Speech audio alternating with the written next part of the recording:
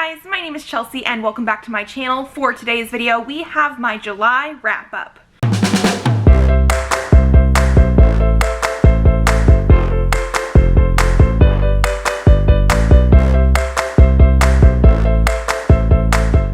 So, I read a total of 28 books in July, and then I also had one DNF.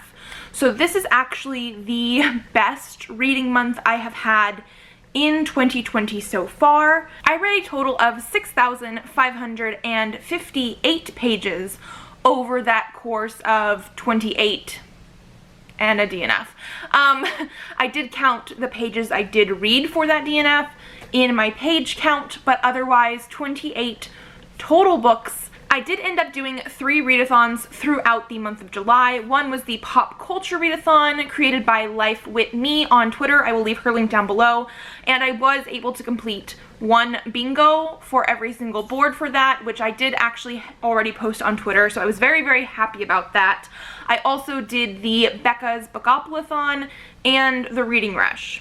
So I do think those in general helped me keep up my reading, but one of my goals for this year was to try to read something every single day, and I actually did read at least a few pages every single day this month, and I do think that helped keep up my motivation to read.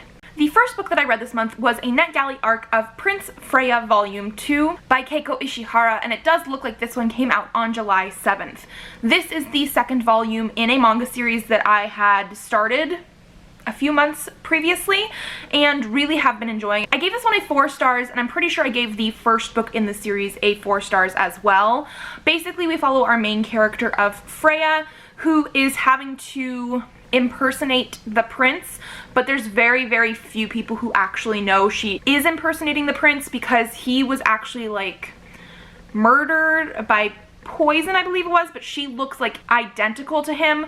And this is a very sort of dark series. There's been war and blood and gore, and I'm really enjoying the way that we are sort of having Freya grow character-wise throughout the series, because in the very beginning of the first book she is very sort of immature and like she calls herself like a crybaby, but I'm really enjoying the journey so far. Volume 2 ended on a major cliffhanger, and so I need the 3rd volume. I haven't purchased this book for myself yet, but it is one that I want to eventually own. Then I read A Duke by Default by Alyssa Cole. This is the second book in the Reluctant Royals series, and I gave this one a 4 out of 5 stars. This one I did like more than the first book in this series, A Princess in Theory, and this one does follow Portia, who is Naledi, our main character in the first book, her best friend, and then also Tavish, who is a blacksmith, swordsmith sort of guy. Portia has actually gone to Scotland to be his apprentice, and while there discovers that he is actually like the bastard son of a duke, and things go from there. I really, really love the way Alyssa Cole writes her female main characters. That is one of my favorite aspects of this series, and I really did love Portia. Portia deals with trying to figure out if she has ADHD in this book as well, and I thought that was actually really well done. I loved Portia and her trying to be her own person and figure out exactly what she wants to do, and trying to help Tavish sort of make his smithy, is that what it is? Armory? I guess it's an armory, better. This does have an age gap, which I guess it does. However, Portia's in her late 20s and Tavish is in his late 30s, early 40s. Like, I think they said there's about a 10-year difference between them, and that's the same as me and my husband. So I actually really enjoyed the way that they were portrayed here. One thing that I really did enjoy about the age gap here is that Portia is an adult woman. She is completely her own person, knows and is figuring out what she wants to do personally. She's not a kid. And I know that there's probably some people that don't mind that sort of more taboo aspect of age gaps, but for me, this was 2 consenting adults. I absolutely loved it. The reason it's a 4 stars instead of a 5 stars is Alyssa Cole, at least for the first 2 books of this Reluctant Royals series, has this habit, I'm going to say, of creating a problem for our main couple in the last like few pages of the book. In this one I actually had written it down. Within the last 25 pages, she created a problem and then it had to be resolved in that last 25 pages. So I didn't quite understand why that had to happen. If she really wanted to create a conflict for this book and our, you know, couple, put it earlier so that we had more time to actually have it resolved, because the quickness of it didn't feel like a real resolution in here.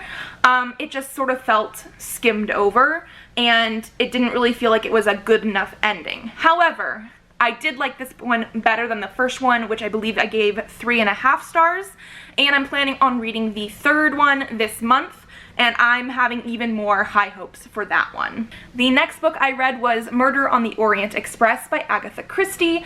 So obviously I did not read this entire thing because I believe there are 3 mysteries in this book here. But this was for a challenge to read a book with a ribbon bookmark, and that's why I did read it from this collection, but I only read the first book, The Murder on the Orient Express. Now this one I actually gave 4 stars. I am very hit or miss with classics, and this is one of those things where I guess I don't know if it's classic or more of a modern classic or how that gets categorized, but Murder on the Orient Express came out in the 1930s, and while there were some parts where I was feeling it was a little bit slow, because most of the book is Hercule Poirot actually interrogating and questioning suspects and then putting it together near the end, I really enjoyed the ending especially. This was one of those books that I had actually heard of the solution to the crime, but didn't quite put it together of how I knew that. I did figure out that that's what that was here, but still the way that they revealed it was so well done. I actually really enjoyed that, and I did enjoy it well enough that I gave it 4 stars. It wasn't perfect, but it wasn't a classic that I hated either, so I was actually, you know, pleasantly surprised, and I do want to read more Agatha Christie in the future. The next book I read was The Space Between Worlds by Micaiah Johnson. This actually was a NetGalley arc that I had read. However, it came out today when I'm filming, August 4th, and I absolutely had to pick it up. This is my favorite book from July, possibly one of my favorite books for the year. I was absolutely blown away by this. This is a book that follows our main character of Kara, who can actually traverse multiverses through the company she works at.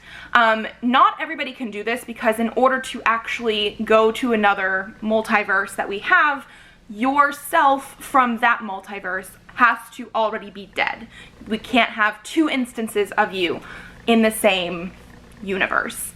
I absolutely love this. This one has so much diversity in it as well. We had diversity with race, diversity with sexuality, diversity with gender, diversity with like the population between like the poor and the rich. It was so well done. It was beautifully written. I already want to reread it. It is such a gorgeous cover too. Like, oh, I'm so excited.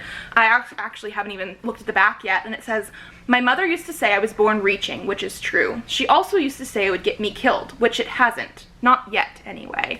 This is an adult sci-fi. I don't know if I said, but obviously since it's my favorite book of the month, I gave this 5 out of 5 stars. But because it is an adult sci-fi, it is pretty dark as well. There are definite like trigger warnings for assault. I don't believe there's any sexual assault on page, but it is possible they had talked about it previously. Lots of death and body horror, disfiguring, that kind of stuff. Like, there's a lot of stuff in here that, because I read it near the beginning of last month, I don't fully remember all the triggers, but it is quite dark, but also so beautiful. I absolutely love this. If you were going to take any recommendation from me, especially from this month, this is the one. The next 4 books that I'm going to talk about I actually read during the Bookopoly-thon vlog, so I will leave that link down below in case you want more insight into my feelings on these books. but the first one I read was The Vampire Rules by Michelle Maddow. This one did complete a challenge to read a novella because this is a prequel novella to her, what is it called? To her Dark World series. I have not read that, and that might be part of my issue. I did end up giving this novella 3 out of 5 stars. It is a very, very quick read, and it follows our main character of Jason, Jacen, who ends up getting turned into a vampire by Layla. That's basically the whole premise of this. I believe he is probably like the main love interest in the main series. And I liked this well enough. There were some lines that were sort of funny. However, it was very sort of, surface level, especially with the characters. He was sort of misogynistic. Nothing was really, you know, progressed by this plot except for the fact that he got turned into a vampire. But maybe that's just because I read this prequel novella before I read the actual series. Then I also read Witchy by Ariel Slamette Rise. This I gave 5 out of 5 stars. I absolutely loved it. This is a graphic novel that we received from an Owl Crate in May, I think it was. I could be wrong. But this is about a world where their magic is tied to how long their hair is. The longer your hair is, the more magic you have. And if the country, I think it's a country, where they live deems you too powerful, you are killed. Oh my gosh, I just absolutely loved the characters in this book, the setup of the magic system, the fact that we had a trans character in here and it was just included as part of who she was and not made a big deal about it. I love when we can get those sort of representations in books where it's just part of who they are and we don't have to explain why it's good. Like, it was so well done. It does end where I need more, and I don't think we have any confirmation on a next book yet, but like we need more in this world. There is more to this story, and I need it. Then I read 8 Perfect Murders by Peter Swanson. This one did end up fulfilling a prompt to read a book with another book on the cover. Obviously, there was quite a few books on this cover. I did not like this book. I gave it 2 out of 5 stars. This one follows our main character of Malcolm, who works in a bookstore and apparently a few years ago wrote a blog post about like his 8 perfect murders from books, and an FBI agent comes to him and basically questions him a little bit about what's going on, but then decides to work with him to figure out why certain murders are sort of based on his 8 perfect murders. Now, I was really hoping for more murder in this book. Most of this happens before he even starts narrating the story. He's not a very likable person, which doesn't necessarily mean it's a bad thing. However, I was just hoping for more than just like personal introspection. This wasn't very thrillery, which is what I was hoping for. It definitely felt more of a very slow-moving mystery.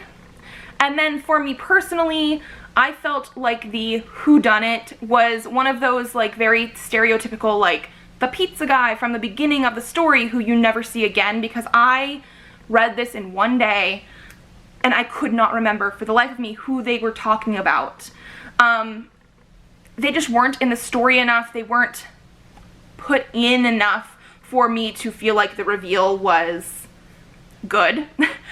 It was okay, but I just really was disappointed in it, so I gave it 2 out of 5 stars. And then the last one I read for the Bookopoly-thon vlog was Undead Girl Gang by Lily Anderson, and I gave this a 4 out of 5 stars. This one follows our main character of Mila, whose best friend has committed suicide, but she is completely sure she didn't. And because her and her friend were witches, she decides to try a spell from a new spell book that she has gotten to raise her from the dead and figure out who murdered her. However, she doesn't just raise her best friend from the dead, she ends up raising a couple other girls who had also committed suicide and were buried around the same time her friend were.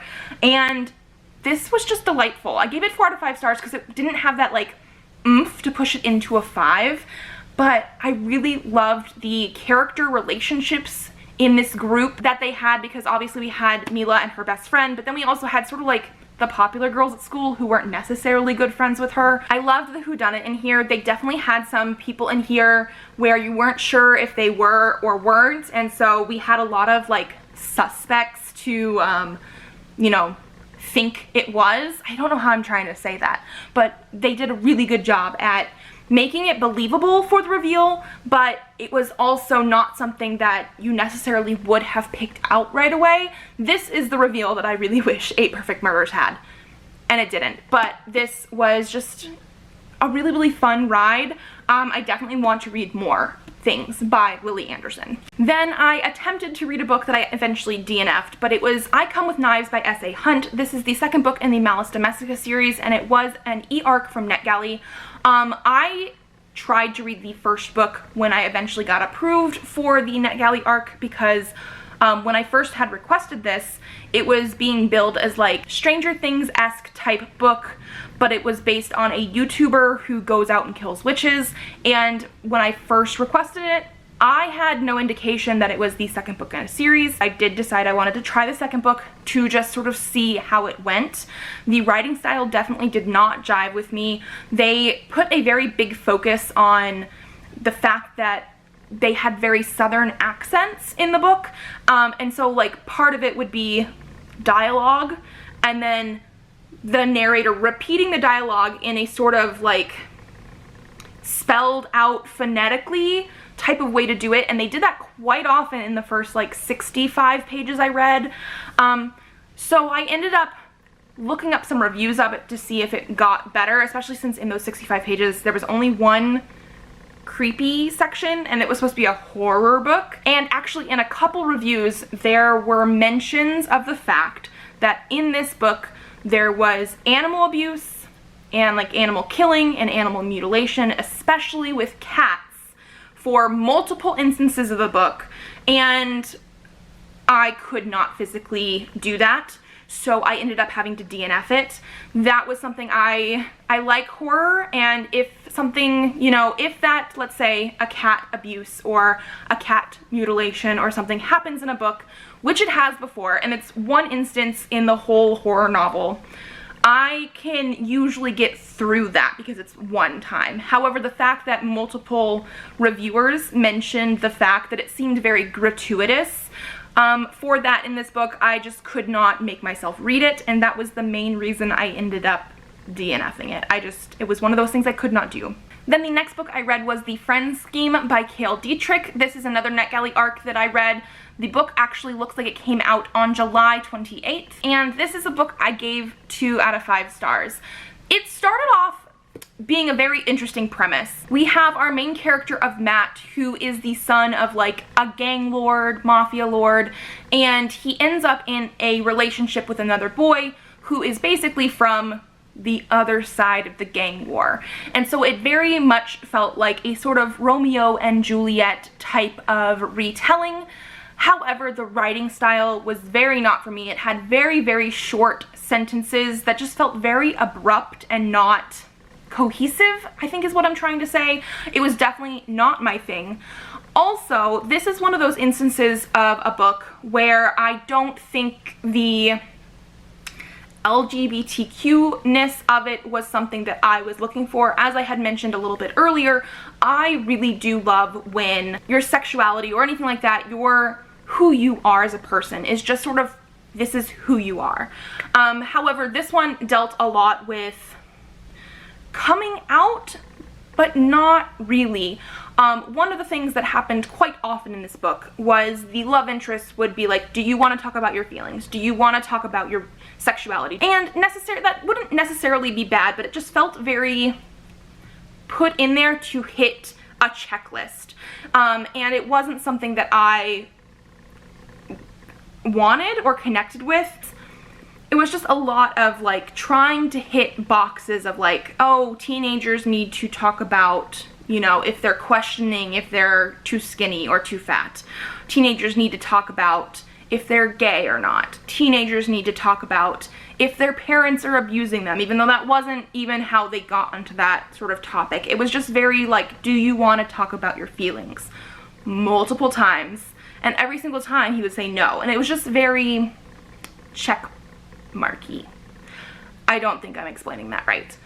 It was not for me. The writing style was not for me.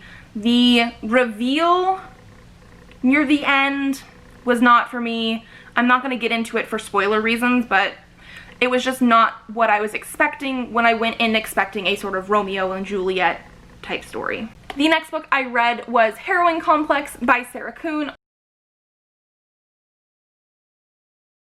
Oh my gosh, I just absolutely love this cover, by the way.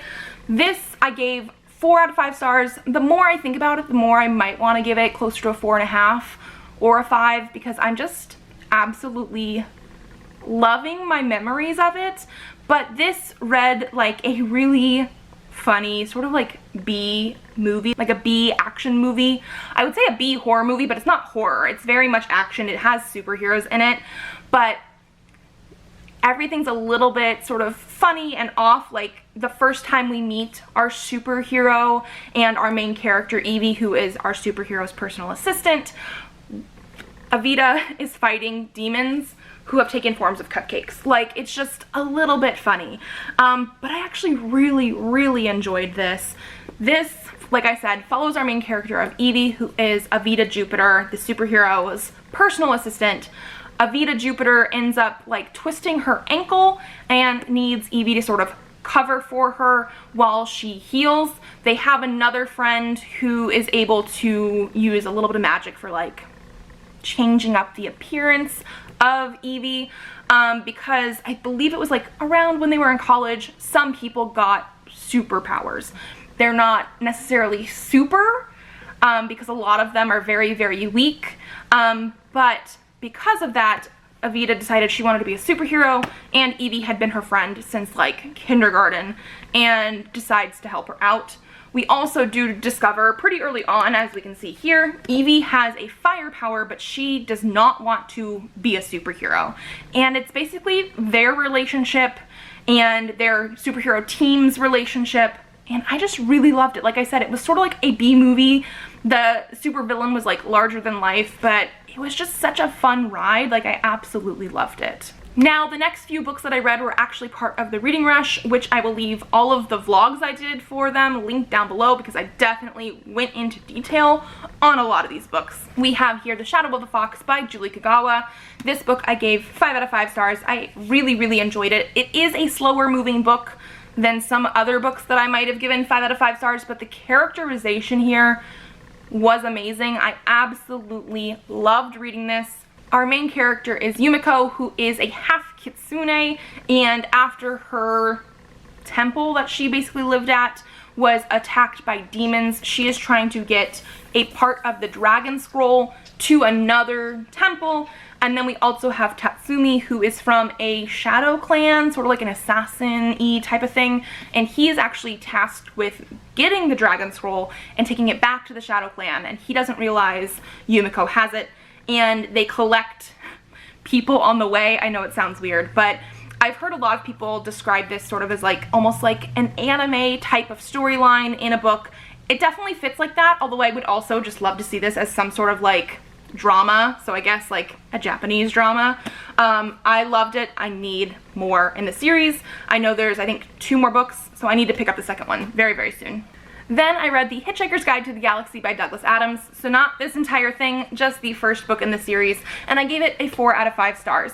I absolutely love the movie, which is the part of the reason that I picked this up, and the humor definitely still fits in. The parts that are like from The Hitchhiker's Guide to the Galaxy translated or transcribed in the movie are basically what's in here. However, the movie has parts that are not in the first part of this book, so I'm gonna need to read more in the series to sort of get the full picture of that.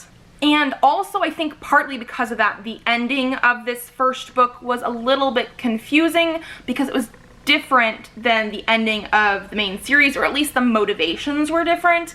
And so, like I mentioned before, I want to read more in this series so I can get a better picture of like everything, but the humor was great. Then I read Bittersweet by Serena Bowen. This is a romance that is set like on a farm in Vermont. I gave this 3 out of 5 stars. The main reason is because it's a romance. However, the character motivations in here definitely seem to be based on lust. Completely lust and sexual attraction. And for me personally, that is not something that I want to read about as much. If I'm reading a romance, I want romance. I want the feelings, not just the attraction. Also, the sex scenes were not very well written. They were very cringy. I ended up having to skim through most of them.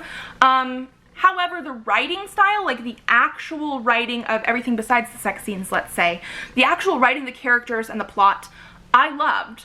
So I gave it a 3 out of 5 stars because there were just so many things I couldn't really get on board with. However, I do want to read more by Sarina Bowen. I don't know if I want to continue in this series because each book is like a companion book with a different character being the main focus.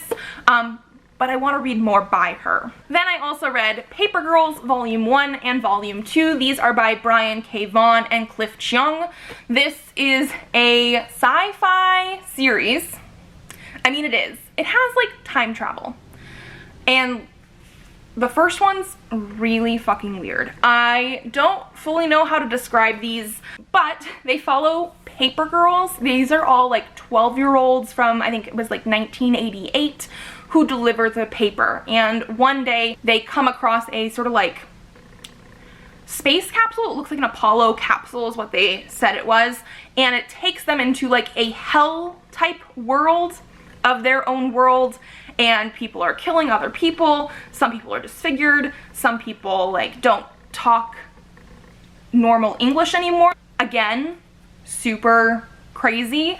And then normal time travel, like what we would normally think of, comes in more in the second one. I give these both 5 stars because I absolutely loved the characters. I'm super intrigued to figure out more of what's going to go on in this series, so I need to pick up the rest of it because there's only 6 volumes total, but I loved them. I need more. They are so interesting. I need more. Then I listened to Randomize by Andy Weir on audiobook. This is an Amazon original story that is only like 28 pages. And this is from the Forward collection, which is supposed to be like a sci-fi-ish, looking forward into our future sort of story. And this one I gave 3 out of 5 stars. It was just sort of middle of the road. I don't know if it was because it was 28 pages or not, but this one deals with casinos in the future trying to use quantum numbers, quantum computers to curb people stealing money from casinos, like trying to play them off. And like I said, it was just something that I listened to and it was okay, but like I had no stakes in what I was reading. So it was just definitely like middle of the road. I don't have much else to say about it. It was 28 pages long. Then I read an entire series of manga. So the day I read all 10 volumes of this, I ended up reading 1,940 pages because I read the entire thing. Now this is Dreamin Sun by Ichiko Takano. So this is the first book in the series. I had previously read the first, I believe it was 6 books in the series a few years ago and waited for the last ones to come out. There are 10 volumes total, and the ending of the series definitely sort of disappointed me. I gave more reasons why in my vlog, but let me just sort of go through the ratings. For the first 4 volumes in the series, I gave 5 stars. Volumes 5 and 6, I gave 4 stars. Volume 7, I gave 3 stars. Volume 8, I gave 4 stars. And Volume 9 and 10, I gave 3 stars. My main reason for that is there is an age gap romance in here, which is less years than the one I talked about previously in A Duke by Default. That was like 10 years. This one's only like 5. However, our main character, Shamana, is a 17-year-old, actually. She starts off as a 16-year-old in high school, and then she ends up turning 17. And so the guy that she sort of ends up with is like 22 when she's 17, because he's like 5 years older. Even though I love some of the characters in here, and I love the author and her art style, I cannot get behind an adult and a child. Because that is what a 17-year-old and a 16-year-old, that is what a 16 and 17-year-old are. They are children. It did not start off that way, which is why I had so many 5 stars at the beginning. It got to the point near the middle where I was sure it was not going to end that way. I was wrong. So I'm currently debating whether I want to get rid of the series off my shelves or not. I don't know if I'm going to read it again. I love the covers. I loved, you know, that kind of stuff. But the actual ending, not my thing. Okay, and then I read 2 more books after the reading rush. One was Architects of Memory by Karen Osborne. I did have this as a NetGalley e-arc, and this will be coming out on August 25th, according to Goodreads. I still think that's the case. Some of these e-arcs that I've been reading, the dates have been pushed back, and I'm trying to make sure I'm doing them in the right order. But for Architects of Memory, I did end up giving it a 3 out of 5 stars. This one started off very intriguing. So our main character that we follow is Ash, who is a terminally ill salvage pilot, and her salvage team are tasked with getting something from one of their destroyed ships from an alien war, and it turns out that it's sort of like an alien tech weapon, and lots of people are now trying to come and get it, and so, you know, everything goes to hell from there. I just wanted more from this. I don't know how to fully describe it. However, I wanted to know more about the alien race that they were in the war with before. I wanted to know more about all of that sort of stuff. That stuff was a little bit glossed over. But then also, it sort of turned into corporate espionage in space. And I just wasn't fully on board with how that ended up. Also, our main character of Ash has, you know, a very specific set of morals that she has. However, throughout the book, she is constantly stepping across her own boundaries and then saying like, oh, I would never do that again, and then stepping across her own boundaries and, oh, I would never do that again, and then doing it again. And I don't care if you're a morally gray character or if you're, you know, a villain. I can like a lot of range of characters, but the fact that she still thought she was, I guess, a good person with boundaries, but time and time again, she had to, you know, go past them, and then she would try and blame other people for it. I just could not get around that. Also, by the ending, I was just sort of like, and sad about it. Like, the ending was nowhere near where I thought it was going to go, and it just sort of was a little bit depressing. I don't know. It was not my thing. And then the last book that I read was Shadow House Book 2, You Can't Hide by Dan Plawocki. This is a middle grade horror novel. It's very, very short. I love the way that the cover goes.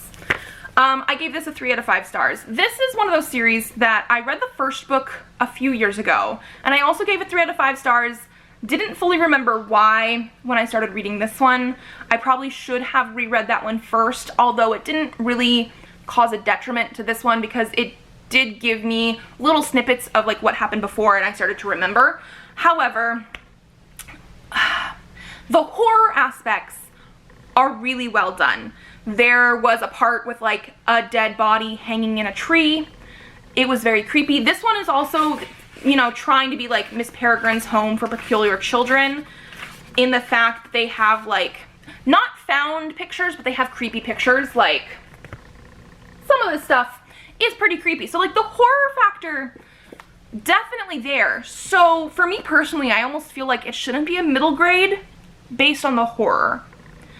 But then the writing and the characters and the fact that like plot elements kept just falling into the characters' laps and they didn't really feel like they had any agency in this story. The writing felt very young and juvenile, and not in a way where I think middle graders would like it. I feel like the writing was just sort of like, here's what happened, and like there were supposed to be like puzzles for the kids to solve, but like literally the solutions just sort of like got dropped in their laps, and I would have preferred like more of them actually trying to figure things out by themselves. So like one part was done really, really well in such a way that I even feel like the horror should have been for an older audience, but the writing style was not good the way that the story and the characters and the plot arcs did not fit together was not well done. So 3 out of 5 stars, and it's not because it's a middle grade and I'm a 30-year-old woman. It was just not quite there. And then those were all the books. I do have a little bit of stats down here in my reading journal that I am trying to do nowadays. So these aren't very much, but I did read 1 audiobook, 3 ebooks, 4 arcs, and 20 physical books. And then I read 1 middle grade, 14 YA, although keep in mind, 10 of those were manga, so like 4 YA novels. And then 13 adult books. Again, 2 of those were graphic novels, but that also means like 11 adult books. I'm definitely finding myself going more into an adult type of area nowadays. I used to read almost exclusively YA.